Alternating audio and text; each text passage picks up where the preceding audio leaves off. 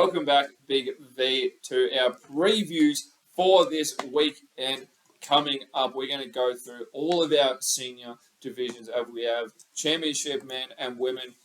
Still got finals games coming up this week with our Division 1 men, Division 1 women, and our Division 2 men and women in grand finals this weekend. It is super, super exciting, and we'll get straight into it with our championship men preview with Wyndham hosting McKinnon. Wyndham coming off a loss against over Hume, and McKinnon having a fantastic game last weekend, defeating Sunbury to progress from 5th position on the ladder. Now, a lot of awesome matchups, Mark.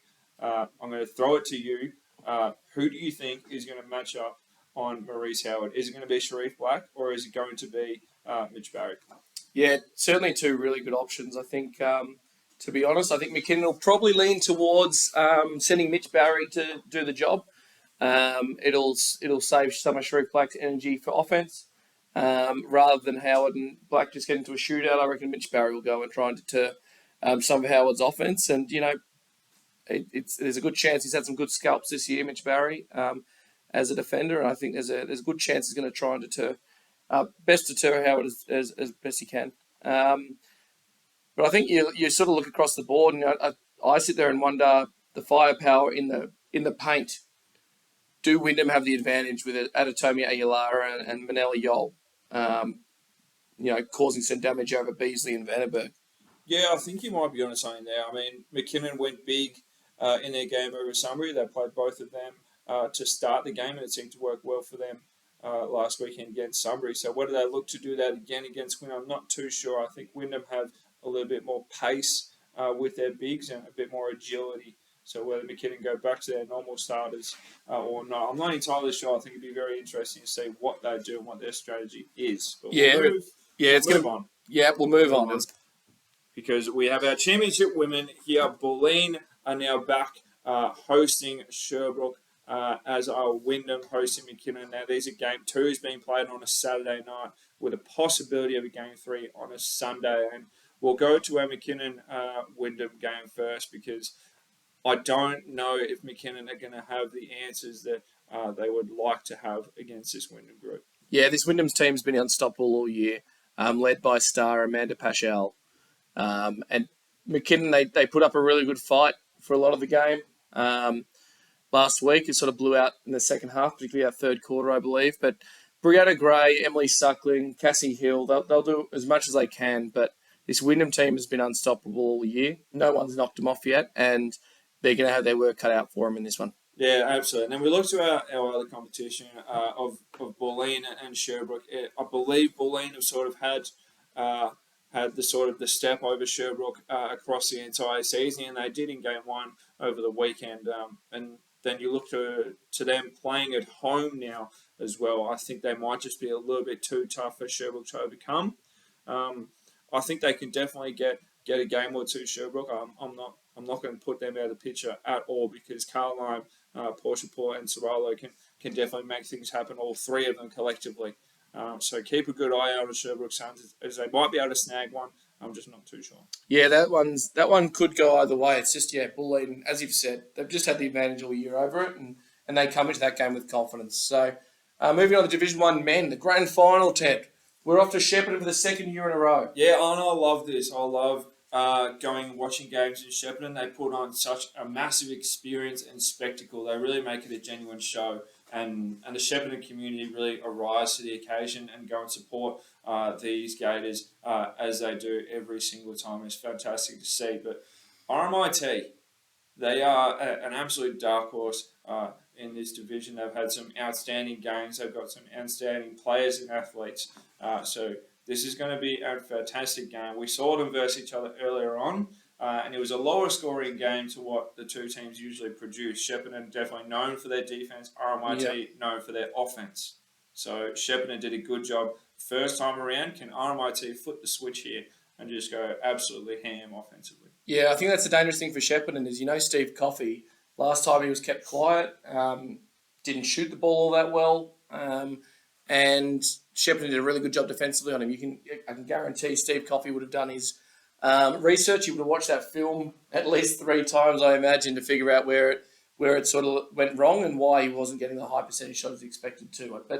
But if Shepparton can slow Coffee down, it's their game. Yeah, absolutely. We'll look to Division 1 women, also another grand final. We're going to go to Warrnambool this time.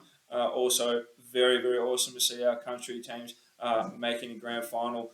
They will be hosting Bellarine, who have had a fantastic year with Varley at the helm for the Bellarine Storm. Warrnambool have brought in some amazing pieces.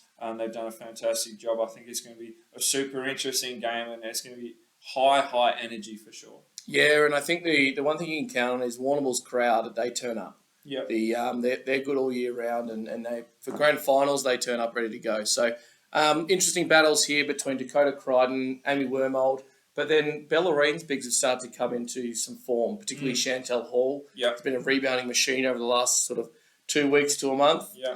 I think Bellarine are primed and ready and in the best position possible to challenge Warrnambool again. 100%. We'll move to our Division 2 men here as we have Altona, who will be hosting Whittlesea on the Saturday night. Whittlesea sort of proved to be that number one team throughout the entire year, but Altona got them in round 1 of the finals, giving them hosting rights, which is awesome to see for the league as a whole.